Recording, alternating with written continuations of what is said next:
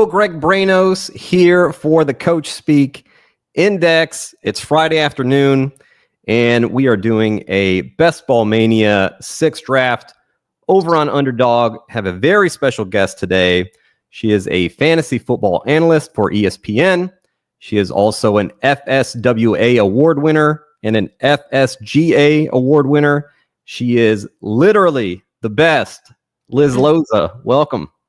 Hi, Greg. Thanks so much for having me. Very excited. I love June, even though we're towards the end of it. And like this time before the 4th of July, really, because I call it the season of hope, where we get to do all of these mock drafts and experiment and all of these. The potential is still high. The unknown is affecting our drafting. But I love this time of year because we can like make mistakes without knowing they're mistakes yet. But That's at least right. Experiment and see what feels really nice. And I have to also say, I love the brand that you have created for yourself off the top. It is so smart. You hear people reference Coach Speak all of the time, but to like have the clip outs and the context that you provide is really, really helpful. And I know I certainly use it in my own analysis. Thank you so much. I always love to hear that from everybody. Yeah, this is a great time of the year where all the teams we draft are winners. They're all making the finals. They're all on the championship. That moment after a draft where you just like look at your lineup, look at your draft, be like, what could possibly go wrong? Nothing could possibly go wrong. There are no concussions. There are no soft tissue issues. There are no head coaching firings or offensive coordinator changes. Everything is beautiful and the world is right. Yeah, we drafted the RB1, the RB2, the RB3 overall. We're feeling really good. What is your offseason like? Because a lot of people think for, analysts and people working in this space that, okay, once the Super Bowl is over, we take this big vacation from February all the way until September with the kickoff. Is that what people think? I think that. I will. So I think everybody is a little bit different, and based on either the content you're creating for yourself, or the brand you've created for yourself, or the company that you're working with, those things change. I know for me, I also do Formula One. There's a race this weekend in Austria, and I cover fantasy and betting for the WNBA as well. So there are two other sports that I am juggling in addition to football. But as it pertains to football, I mean, there's like, the combine's in February. Like there's maybe a week or two after the Super Bowl where you can kind of woo-saw a little bit. And then it's reviewing rookie tape, because I will admit, I mean, my colleague Field Yates watches football 7 days a week because he is one of the best NFL draft and fantasy draft analysts in the business. But I do not watch football on Saturdays unless it's like a big game, right? I'm a Sunday football person. Again, unless it's like a one-off, or if Wisconsin's playing, because that's where a lot of my family have gone. But I'm not analyzing on Saturdays. But then come February, that's when I start to dig in on the incoming class and the prospects. And then, I mean, ESPN, we went to I was in Green Bay for the draft, and we did shows from the draft. So you have to know what you're talking about well before you arrive at the draft. And then, it's dynasty. I was doing in the beginning of, starting in May, our team was doing like 4 mock drafts every week, every day. Like we were doing 2 mock drafts a day, 4 days a week, starting in May. So like you got to stay in shape. Yeah. But Field Yates, absolute maniac. We had him on the show here a couple weeks ago, and like doing the fantasy football analysis and then the draft analysis on top of that is just like a crazy workload. We are in a BBM 6, a 30-second shot clock draft, waiting on just 3 people. So that should fill up pretty soon. Yeah, you're a big Formula One fan. Are you going to see the new F1 movie? I'm going today. I am as It well. opens. Yeah. You too? Okay. Yeah. It Yeah, opens City today. Walk IMAX. Wait, City Walk. Do you live in LA? I live in LA. I'm mid Hollywood. Oh, we are I don't want to say where I live, No. but we'll talk offline. But yes, we live very close to one another. Oh, cool. Yeah, I moved back in March. I was here 2013 to 2020, and then left during the pandemic when a lot of other people and a bunch of my friends were, who all worked in the industry. Industry was shutting down, and people went back to their homes, Texas, all kinds of different places, and I'm back. I love it. I missed it so much. Very cool. I'm going to see it at 4:15. Different theater, but very nearby. I didn't know that. That's very cool. Mm-hmm. Yeah. I love Formula One. I was in Miami for the Grand Prix. I did the Vegas Grand Prix last November. It is a wild time. I love everything about it. It's super exciting. I was onboarded by the Drive to Survive series, but have become a legitimate fan, and now get to work in the space, thankfully, as well. I haven't looked at I also, the ESPN Bet does have F1 offerings, which are always, I think, pretty creative, and I enjoy them. That's all I'm going to say, because I live in California. I enjoy them. I think they're very creative. Yeah, a little bit of a threat looming here in California with this talk of banning online fantasy sports. Not a fan of that. If you were an F1 driver, who would you want to sponsor your car, Liz? ESPN. I'm trying to say. There you go. Are you asking like which brand would be representative of like my driver vibe? Wherever you want to take it. I mean, I do think, I don't know how this is going to go with your audience, but I think as a 90s kid, like a Lisa Frank kit would be dope. Oh my God. And you have like a Velcro sound when the door opens. Sure, like the Trapper Keeper. Yeah. Yep. Yeah. I would love to see some rainbow dolphins and like cheetahs and stuff. Like, I just think that that's a really fun aesthetic and would be really cool on like a helmet design. I think Ferrari does a really good job with the kits. I loved what Charles and Lewis were wearing in Monaco, for example, the baby blue. I think that's cool. Man, that Lisa Frank car, that you won. You won, Liz. Thanks. That's it. Man, really, really taking me back there. Waiting on just one person. Yeah, that's such a cool aesthetic that is like kind of come back, but like, rebranded, I guess, as like Kawaii or like Vaporwave is kind of the same aesthetic as Lisa Frank.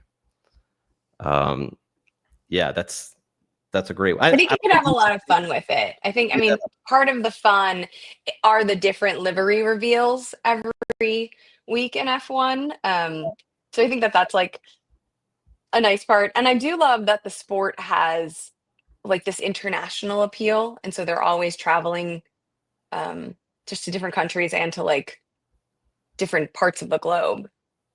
Yeah, that is really neat. I'm usually into those types of shows like the Hard Knocks and I don't know why I just like was not able to get into Drive to. I think I'm the only person who was not able to get into it Drive to Survive, and I wanted to so badly because everyone was really hyping it up. Maybe it was just like the hype was a little too much. Maybe I didn't give it enough time. I think I just watched like the first episode or the first two episodes, but I am fascinated by that entire world. And motorsport is cool. I think people, Americans especially, have like a tainted view of it because they think it's just NASCAR, but like motorsport in general, there's a bunch of different genres within the larger sport. I like F1 also because it's like 20 drivers, 10 teams, and imagine there just being 20 people allowed to, like in the NFL, you have 52 incredible athletes on one team and there's 32 teams. So like pare that down, the amount of talent in each one of these like pint-sized jockeys basically is incredible to me. It's really interesting how like you can have two teammates, the same team, but like there still be like a pretty big gap between them and where they finish. So we're in a draft now. Are we going? What is happening? We're on the clock. Okay. We're too busy talking about. Is this us? This is CeeDee Lamb, Puka Nacua, Christian McCaffrey, Malik Neighbors. Any preference there? Ashton Jeanty also available. I think I would. I think this is 1 full point PPR or half point. Half point. We have. Let's go. I think I would like to go Christian McCaffrey. McCaffrey, let's do it. Yeah, I'm believing in the bounce back here. Yeah, there aren't many players with this kind of profile who could put up just ridiculous numbers every week. Average 20 plus points per week. And if like we've seen McCaffrey do it before at such a high level. We also know that Kyle Shanahan, like obviously, I think the not just the injuries and when he was shut down early, but like the cloak of mystery that shrouded everything last year really upset, understandably, fantasy managers and investors. And that has added extra taint and shade to like the specter that is Christian McCaffrey. And I think it's like making him less desirable because what if they're not honest about his value like this season? But we also know that despite those years in Carolina and a thought that he was, had durability concerns or maybe made of glass a little bit, Kyle Shanahan didn't care, right? Like that bond is generational and he decided to feed him regardless. So I feel like we know the volume is going to be there and injuries happen. Any of these guys can get hurt. Why not? Especially if he's relatively fresh and heading into this season with zero restrictions and camp with zero restrictions, just go for it. Yeah. I'm trying to decide if we have enough time for this. You actually wrote co-wrote an article recently with a pretty hot take. Yeah. Actually, we'll do this pick and then we'll get back to it. Who are our options? One pick away, and by ADP, it's AJ. So we're on the clock now. AJ Brown, Brock Bowers, Ladd McConkey, Jonathan Taylor, Rashee Rice. What are you thinking here? I'm tempted to go Bowers. I think Ladd is being oversold a little bit. We can. I wouldn't mind going AJ Brown either. AJ Brown is probably the floor bet. Sure, let's do it. AJ Brown was on a just very nice pace last year. Missed some games with injury, but even in an offense that was so run focused. I mean, this is the guy that just destroys man coverage like no other receiver in the NFL. If we see just like a slight uptick in the passing game with Kellen Moore gone, new offensive coordinator there in Philly, I mean, we could see unbelievable things from AJ Brown. Well, it kind of leads into, I think, the point or the article that you were going to mention and the point that I wanted to make. Why don't you set it up, actually, and then I can answer your question. Absolutely. Yeah, you wrote this or co-wrote this article where you said you like Ashton Jeanty over Saquon Barkley this season. I did. The asterisk is where they are being drafted. So I have enjoyed drafting from the 9 spot because I have never not gotten Jeanty at that spot. Saquon, in some of the mocks that I have done, has gone number 1 overall. And I understand that he had a historic season. He broke the single season rushing record, but he also touched the ball a historic number of times, 482 touches, including the postseason and the Super Bowl.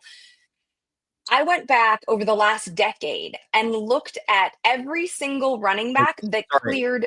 We're on the back. Yeah, okay. Quick. I do not want Tyreek Hill. I'm not believing in a 31-year-old with that skill set at this time. Terry McLaurin or Devontae Adams. Either. I'm going to let you pick. One of those two is fine with me. Okay. I'm really big on Devontae Adams. Great. this season. He's in an offense that's just like so consolidated traditionally between their top receivers. But yeah, let's get back to the Ashton. No problem. So I went back over the past decade and looked at every single running back that cleared 300 carries and a minimum of 20 receptions, which would be 320 touches. And every single one of them, every single one suffered, with the exception of LaShawn McCoy, who recorded those numbers in 2014, which had regressed from 2013, but then in 2015 bounced back. With the exception of LaShawn McCoy, every single running back suffered a regression in yards per carry, yards per touch, and fantasy points per game. Every single one of them. So that doesn't mean, and in some cases, like Adrian Peterson and Derrick Henry, the immediate season after, they all suffered a regression, and those two running backs in particular were hurt and had to end the season early because of injuries. Doesn't mean like Derrick Henry didn't bounce back the year after that, right? But the immediate next year, every single running back suffered a regression in efficiency and points per game, fantasy points per game. I do not think Saquon Barkley will not regress. I do not believe him to be such a unicorn. I understand that Ashton Jeanty is unproven. He is also 21 years old and in a pretty good position in Chip Kelly's offense. And all of this talk about, I see that we're coming up pretty soon, all of this talk about running backs not flourishing when they're attached to bad offenses, like the Raiders might be, is also, here we go. Sorry. Yeah, we're on the clock. Ed McMillan, James Cook, Jamison Williams, Devonta Smith, Omari, and Hampton. Give me Hampton. Hampton, let's do it. Yeah, I like Hampton a lot here. If I can't have Jeanty, give me the other incredible rookie. I don't think the space between those two is terribly vast. So I think that Jeanty, unproven offense, sure. But in 2018, Saquon Barkley himself, ironically, was the RB1 as a rookie attached to the Giants offense. So we know that rookies can post elite numbers even when they are not attached to prolific offenses. Hello, Joey Wright. Hampton Hive has arrived. I love this kid. So yes, that is my not so cogent because we're drafting at the same time. Yeah. Ashton Jeanty over Saquon Barkley argument. Yeah, it can be tough, especially like in the middle of the draft board here. You know, sometimes we'll get a pick on the end and you can have nice, long, uninterrupted conversations. But yeah, Ashton Jeanty like fell into just a really, really great situation. A lot of people just think, oh, Raiders, ooh, disgusting. They've been terrible. But they have a pretty decent offensive, I think a little bit underrated offensive line. Chip Kelly, we're going to see a really, really good pace under Chip Kelly, him. by the way, fed the heck out of McCoy. Speaking of LaShawn McCoy, in 2013 and 2014, he went over 300 carries in both of those seasons with Chip Kelly in Philadelphia. Yeah. And a good quarterback and just a good offensive environment.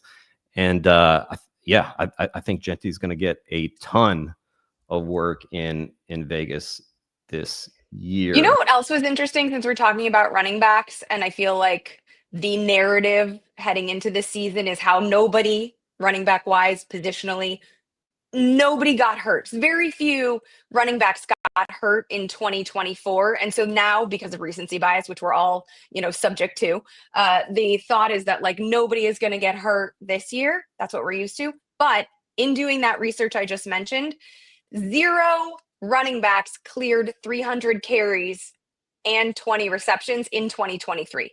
So none of them were overworked. And then none of them got hurt in 2024. This year, in 2024, I see we're coming up, right? In 2024, however, 6 different running backs went over 300 carries and 20 receptions. So I have a feeling we're going to have a lot of injuries, unfortunately. I'm looking this season. We're on the clock here by ADP. Jalen Hurts, Zay Flowers, Calvin Ridley at the top here. Flowers has a nice floor, but I don't love it. I wouldn't mind another running back. I wouldn't mind Mick. I like Kenneth Walker too. I'll let you choose between Walker and Mixon. I feel like if we go Walker, that's the better player. But then I do want. I think we can do that. I think we can do Walker with, having McCaffrey and Hampton, who, maybe Hampton takes a little while to get going as a rookie there. Kenneth Walker can usher us through that period of time, and just really, really hoping that Kenneth Walker stays healthy this year. He's another person who is in a terrific environment with Clint Kubiak, who runs 12 personnel and 21 personnel, these heavy groupings at a 50% rate, and all this outside zone rushing that Kenneth Walker is so good at. I think they're going to pound the rock like crazy this year. That's why offensive coordinator Ryan Grubb was let go by Mike McDonald, because he did not share the vision that McDonald had. And yeah, I think we see just a real ground and pound attack in Seattle this year. How is your? I also think that Zach Charbonnet, for what it's worth, is like more than just a backup. Sharps is good. They really do. Like Mike McDonald has talked about him being a hammer, and we have seen them use Charbonnet at the goal line. So in best ball, could see Charbonnet have some standalone weeks, and then obviously the contingency value of Charbonnet if something does happen to Kenneth Walker, which has happened many times in his career thus far, then it's just a ton of work for Zach Charbonnet. And again, in that offensive environment, that's going to lead to a lot of fantasy points. Let me ask you a question about when you draft a backup, right? Because I generally don't like to do that, because I'd like to draft other people's backups for trade value, not in best ball necessarily, but like in redraft. But there are some running backs, Charbonnet being one of them, which is why I mentioned him, who I think are a nice, copy and paste option of the RB1, that I do like having that security. What are your thoughts on like the strategy of, I don't want to draft Trey Benson, for example. I would prefer to draft Jordan Mason, assuming that Aaron Jones is not on my squad, because if Aaron Jones were to get hurt, then it puts the Aaron Jones investor, makes him need to come to you. We're back on the clock. It's a lot of receivers here up at the top. Jordan Addison, Chris Godwin, Chris Olave, Jerry Jeudy, Debo. I mean, I think Chris Olave is giving great value right now. I'm anticipating a bounce back. Yes. So if in this format, let's ceiling shoot here.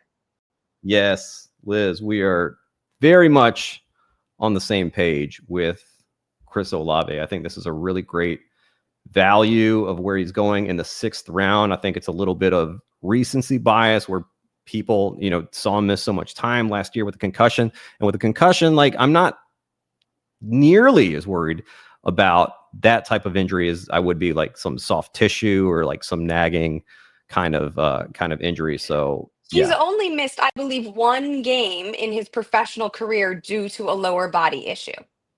I believe that's receiver. He's an outstanding receiver. Like whether you just like whether you're just watching it, right? If you're a film bro, like you see Chris Olave, really great receiver. He's a contortionist in the air, absolute contortionist, elite body control, some of the best hands in the NFL. And I know that the like crutch argument, it's not so crutch. I mean, it's valid, is that he's going to be catching passes from a 26-year-old rookie, most likely. But he also produced with like Jameis Winston, Andy Dalton, and Derek Carr under center. So his skill set, I think, helps drag even an off-target passer into production. Yeah, and it's a rookie quarterback, sure, but like it's an aggressive rookie quarterback. Like Tyler Shucken is an aggressive passer. Well, he's like played at 7 different systems. So like, he's got some experience. I mean, that's why the Saints drafted him, right? Because he has positional understanding beyond that of an average rookie, which is also why he turns 26 today, I believe. So happy birthday, Tyler Shuck. Tyler Shuck, happy birthday. And please, can we get some Chris Olave this season? A couple picks away, and we're back. Yep, I'm watching now. I'm paying attention again. I'm still going to ask you that question about the running back, though. Yes. Jerry Jeudy, Sam Laporta, Matthew Golden, Jaden Reed, Stephon Diggs are the top here by ADP. I mean, I think Golden is interesting. I love his landing spot. Who else do we have under there? Jerry Jeudy. No. Jaden Reed, Stephon Diggs. All right, let's go golden, I guess, if we're going to stick with the ADP. I don't love this ADP, but we're going to go. Yeah, it's a real kind of wild card pick, with that Green Bay room, offensive coordinator Adam Stenavich talking about like we want to keep Jaden Reed healthy, and Matthew Golden, helps us do that. Take a wide receiver in the first round for the first time in 2 decades. Gotta imagine they have somewhat of a vision for him. Matt LaFleur is tired of being asked about whether they have a wide receiver one. Wide receiver one.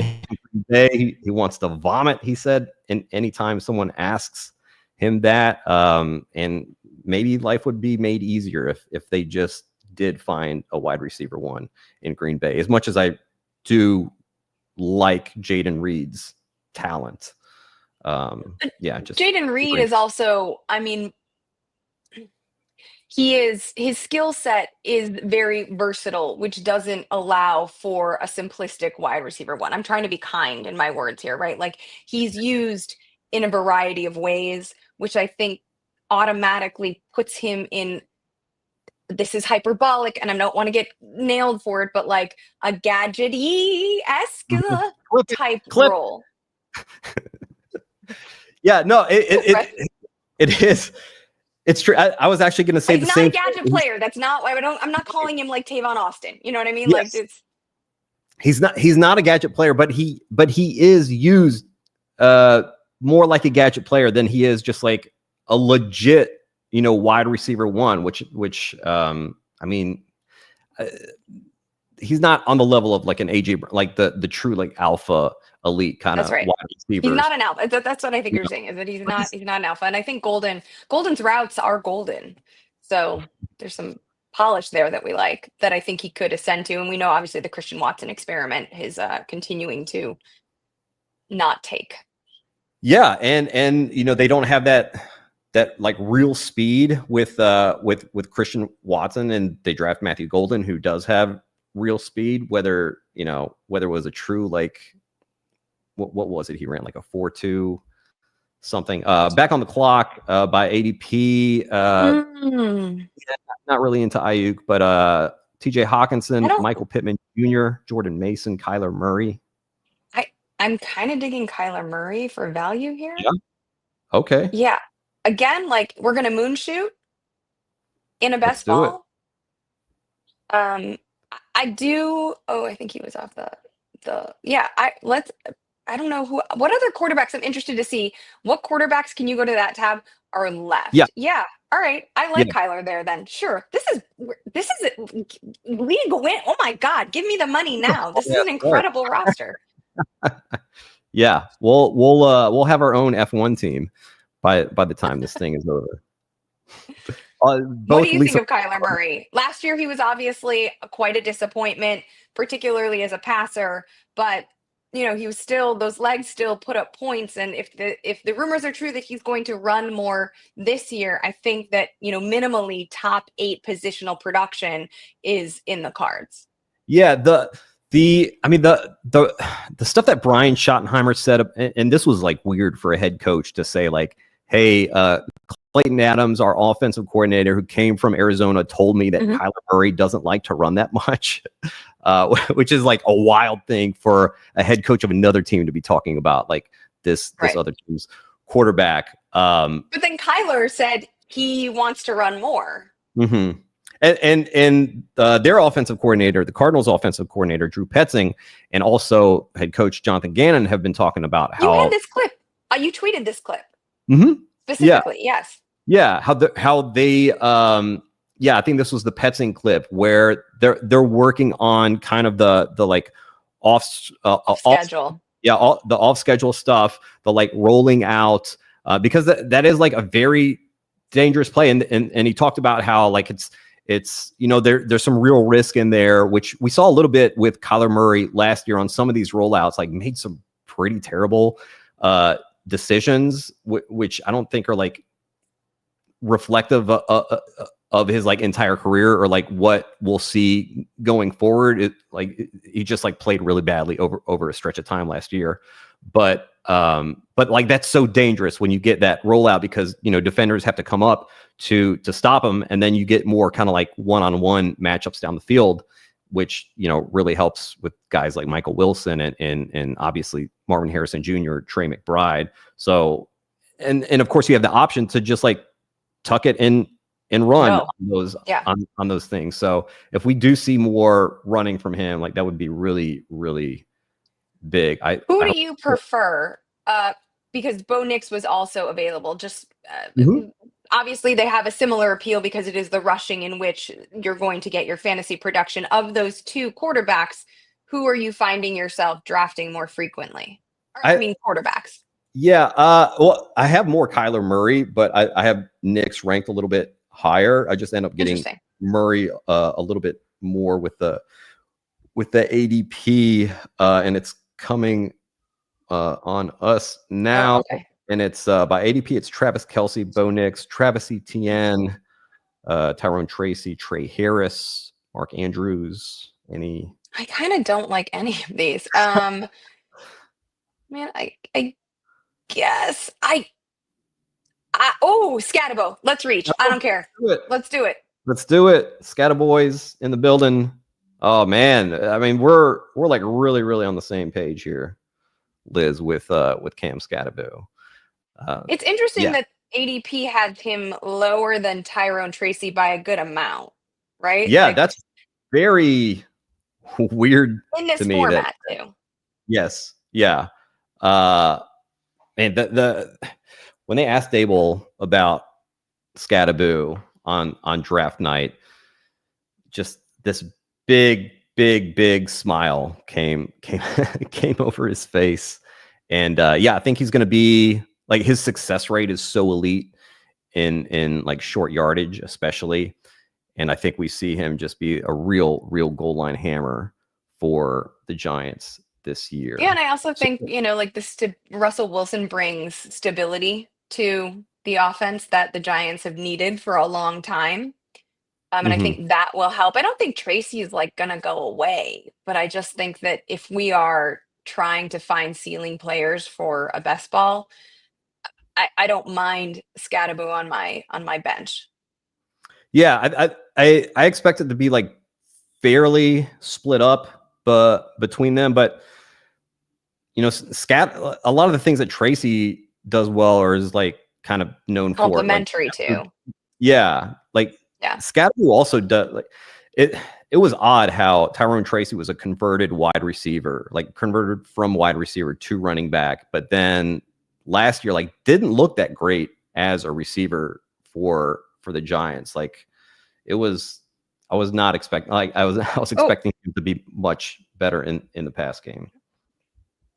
I agree. All right, I know who I want next. Okay, well don't. But I'm not going to say anything. I'm just making sure. I'm seeing if like he's going to be gone. Maybe he was already drafted. You can I don't think I can touch it, right? Well, you can text me in the private chat if okay. We're also coming up here soon.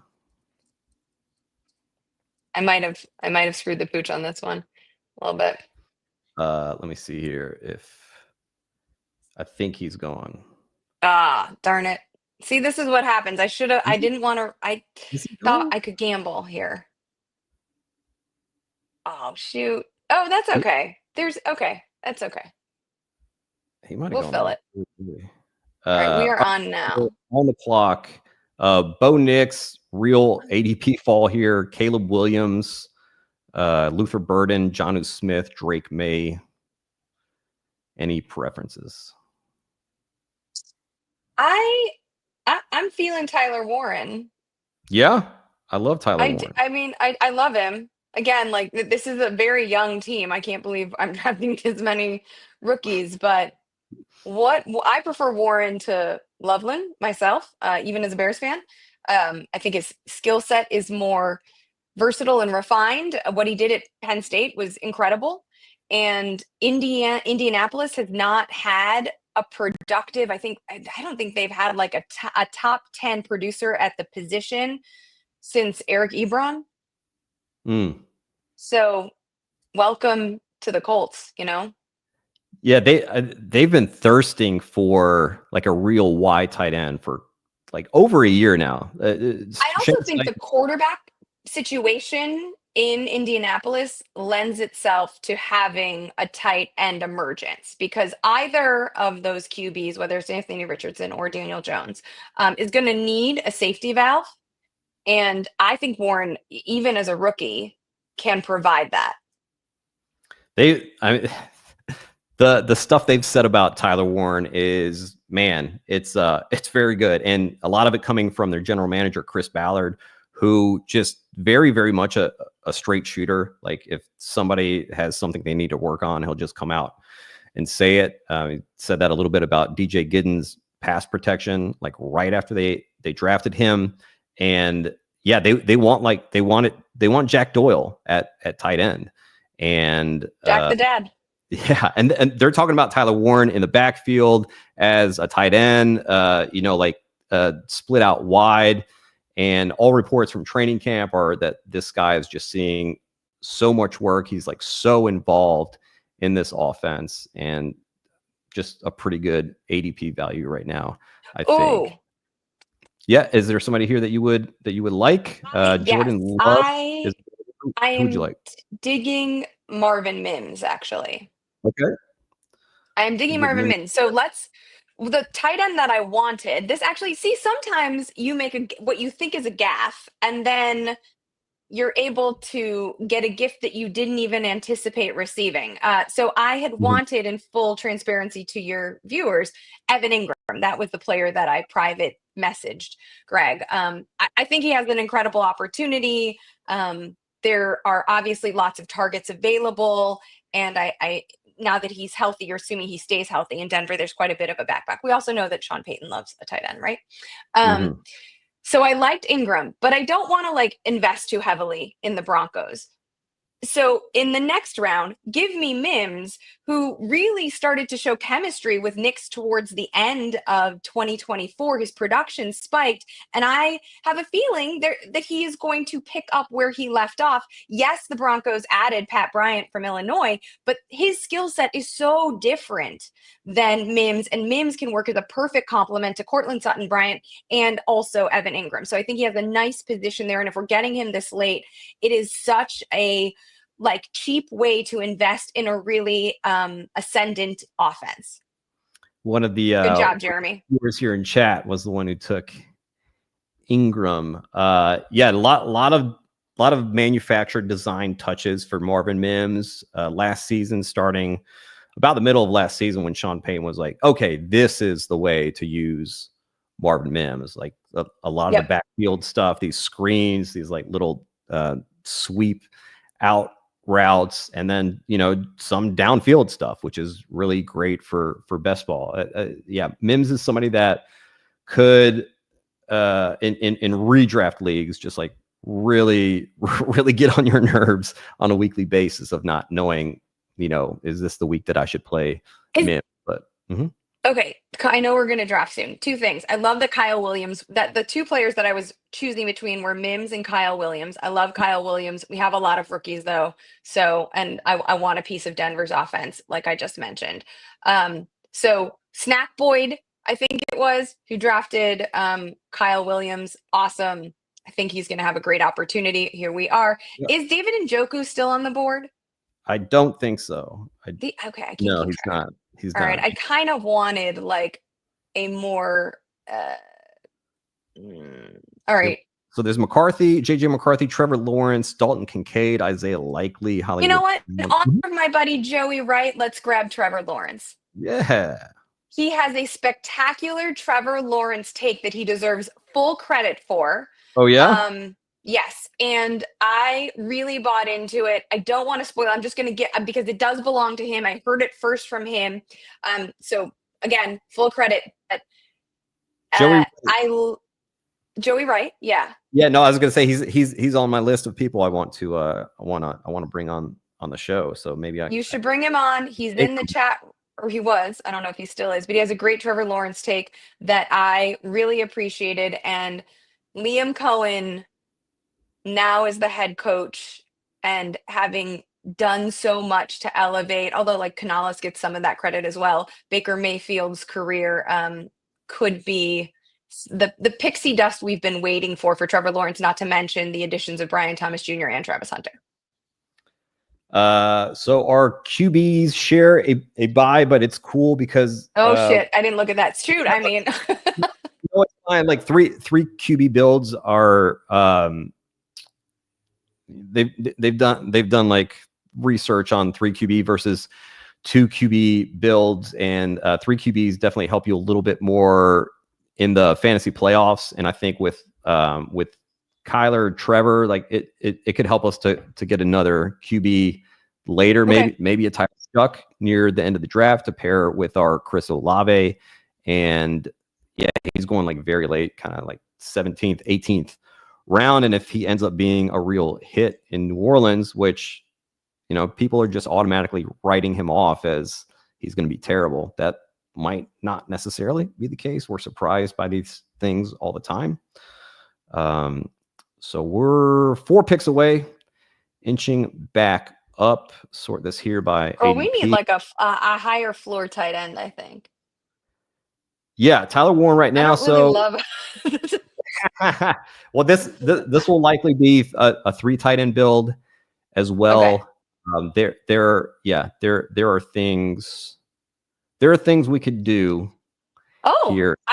There is some value there. If we're looking at that, I mean, there are a couple of players. I like Brenton Strange quite a bit, frankly. I like Pat Freiermuth as a, you know, more steady Eddie type player, and obviously the quarterback situation in Pittsburgh helps Freiermuth.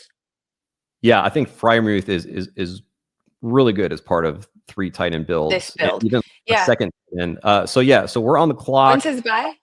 Isaiah Likely is available. Freiermuth, Kyle Pitts, Brenton Strange, all available here. As long as the buys align, I mean, I think we're probably reaching, but I don't really care. I would like Freiermuth. Also, can we take Freiermuth? I think ADP can be one of those things, like we all have to abide by it and recognize it, but also if everybody is following the rules, if you are following the rules being ADP all the time, you're not winning.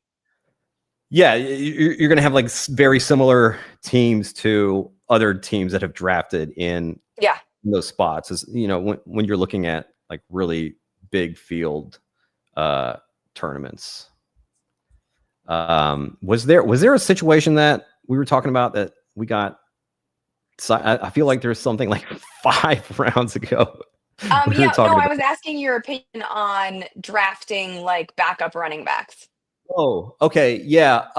So drafting handcuffs. All right. In a little bit different in best ball and redraft, where in best ball, sometimes I will do it if I'm getting a good ADP value on both of them. And it's a backfield that I see like, oh, this backfield is going to run a lot. So like a Pittsburgh, right? You get Caleb Johnson at like pick 80, and then Jaylen Warren, falls like an extra round. Like I'm cool taking both of those guys because this is an offense that's going to run the ball, according to Arthur Smith, about 500 times.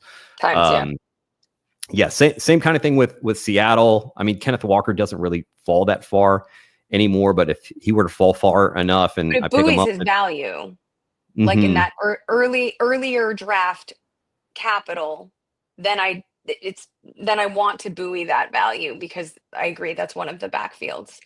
But I guess I wanted to know your thoughts on like the strategy of, I suppose this is more of a redraft conversation, but it's still interesting to me, of like trying to grab other backups where you believe the RB1, for instance, I mentioned Aaron Jones, to be vulnerable, and Jordan Mason we know is like proven. Right. I'm usually grabbing handcuffs to other like valuable RB1 situations to make trade value for yourself. Well, the trade value, and then like if that other person's RB1 gets hurt, and I have like, now I have just an absolute monster squad here, and like I can keep them if I'm a little bit shaky or whatever at back, or if I have just this bountiful wealth, then yeah, I can trade them. Back on the clock here. Quentin Johnston, Joshua Palmer, Romeo Dobbs, Tank Bigsby, Pat Bryant, Brenton Strange is out there as well. If we want to just like I think close, Quentin Johnston is, I mean, I think he's intriguing for the format. and this is And, a great ADP value as well. Yeah. Let's do it. They're still talking up Quentin Johnston in Los Angeles here. All right, we got. I'll take a quick look at our team. I don't think we've recapped it thus far. Kyler Murray, Trevor Lawrence, Christian McCaffrey, Omarion Hampton, Kenneth Walker, Cam Skattebo, AJ Brown, Devontae Adams, Chris Olave, Matthew Golden, Marvin Mims, Quentin Johnston, Tyler Warren, Pat Freiermuth. I don't have any stacks right now with the quarterback. I don't like a stack. Coming together pretty well. Yeah. I'm not like an automatic. I don't love to stack automatically. I think that's a little bit of a. How many more picks do we have? Like 3? We have 4 more picks here. Okay. 4 more picks. So if we want to look at like what, so we'll need a third quarterback. We'll need a third. We probably need more running back depth, right? I mean, with Christian McCaffrey, Hampton, Kenneth Walker, Cam Skattebo, I mean, we're very strong there. I think we'd be fine picking up another running back, but like that's one that we could wait till the end.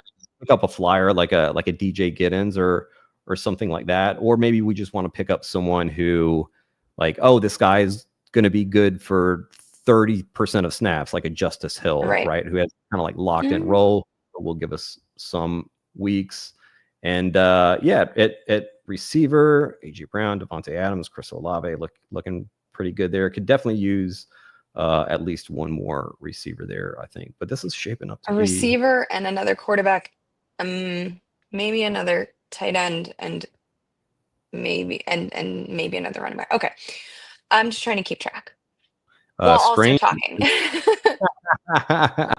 Multitasking. Yeah, Strange is out there.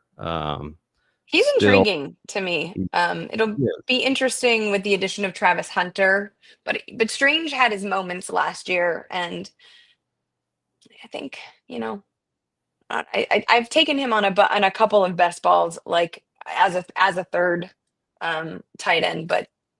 We're back on the clock here. It's Pat Bryant, Jalen McMillan, Brenton Strange, Rico Dowdle is a running back. If we wanted to do a running back here, any preferences? Michael Wilson also available. I do like Michael.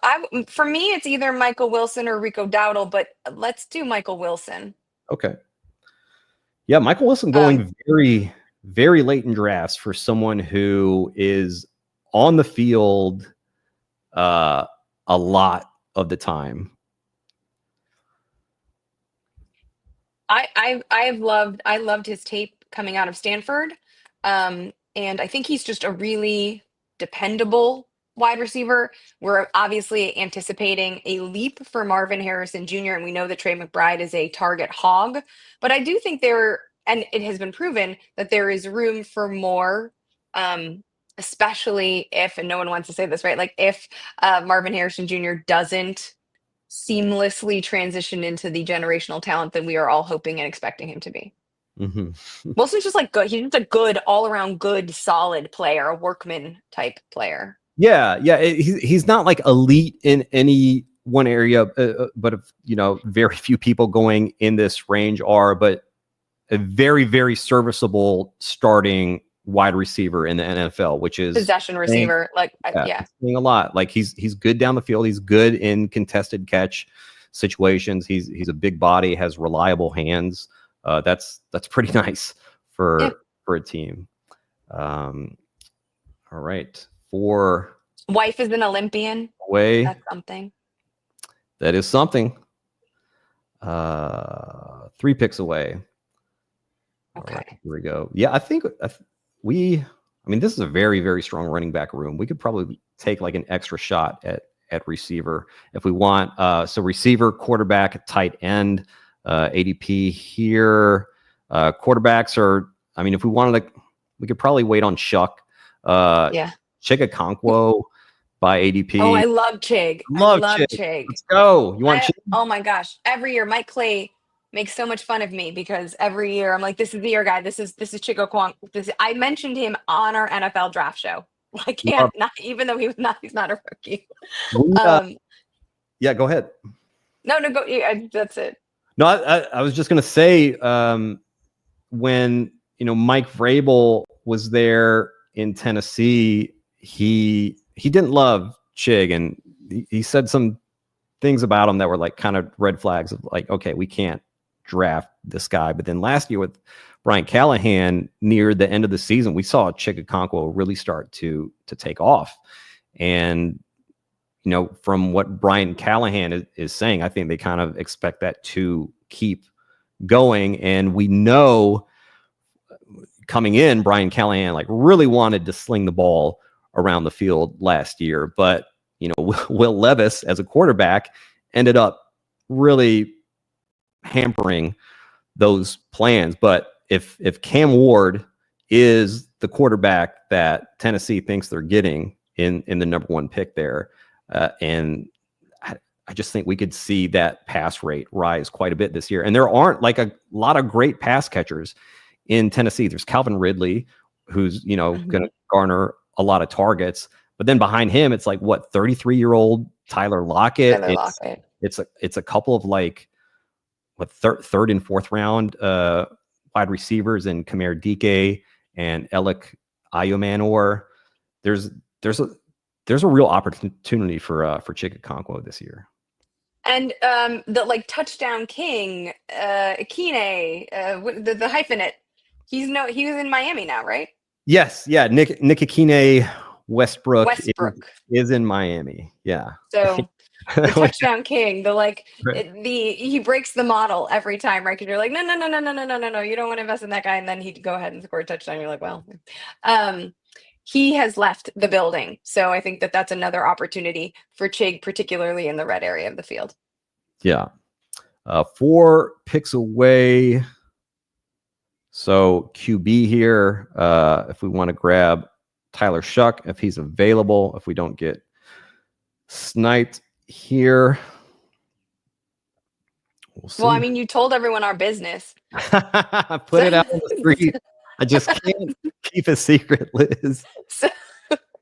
So now, fully loaded might just do it for Don't do it. Story. Don't do it fully loaded. You got Justin Fields, Justin Herbert, JJ McCarthy. Okay. Oh, he doesn't need anybody. Okay. You want Chuck here?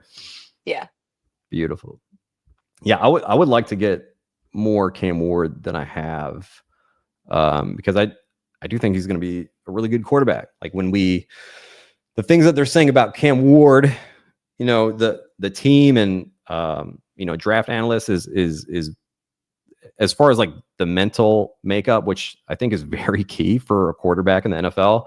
But the things that they're saying about his intangibles, his mental makeup, his ability to just like move on to the next play seamlessly is pretty much exactly what people were saying about Jaden Daniels last season. And I think that just like stone cold killer mentality coupled with talent will take you so far and open up so many things for an offense. Well, and the way he like moved around as well, like the ascent that he had is, yes, evidence of an incredible skill set, but also business acumen.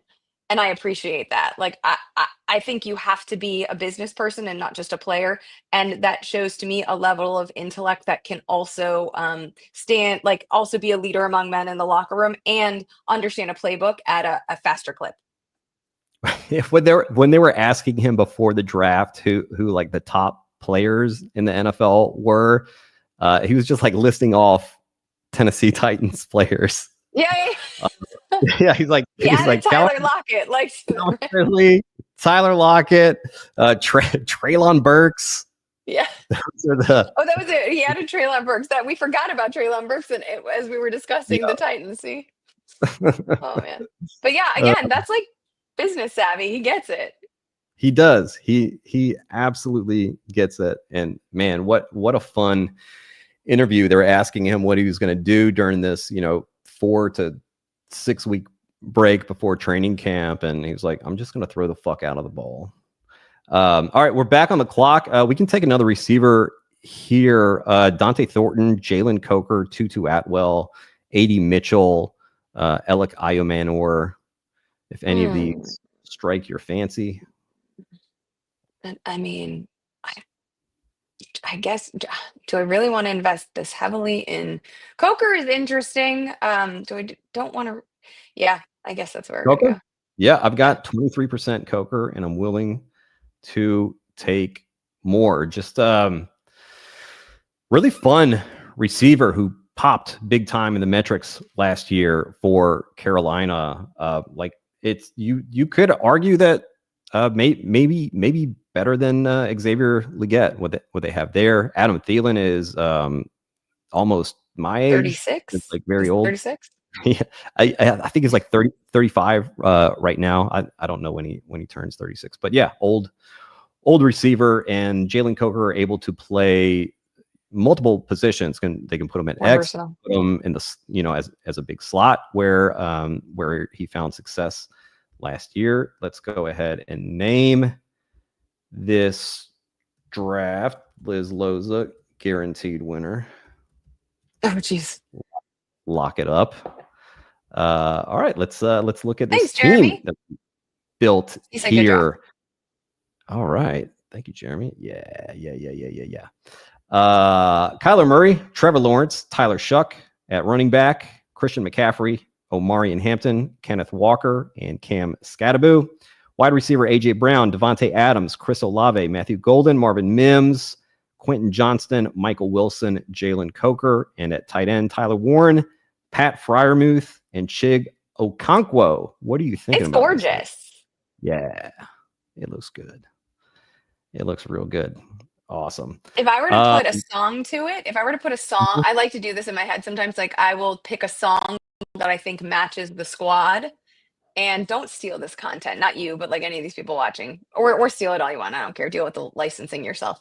But do you know the band Royal Otis? I've been very into Royal Otis lately, and they have a song called "The Sofa King." I just played the Troubadour actually as an LA guy, and the chorus of this song is "You're so effing gorgeous," and that is like exactly what I thought when I saw everything listed out. I'm pretty happy with it. Like, I don't know. Yeah. You got notes?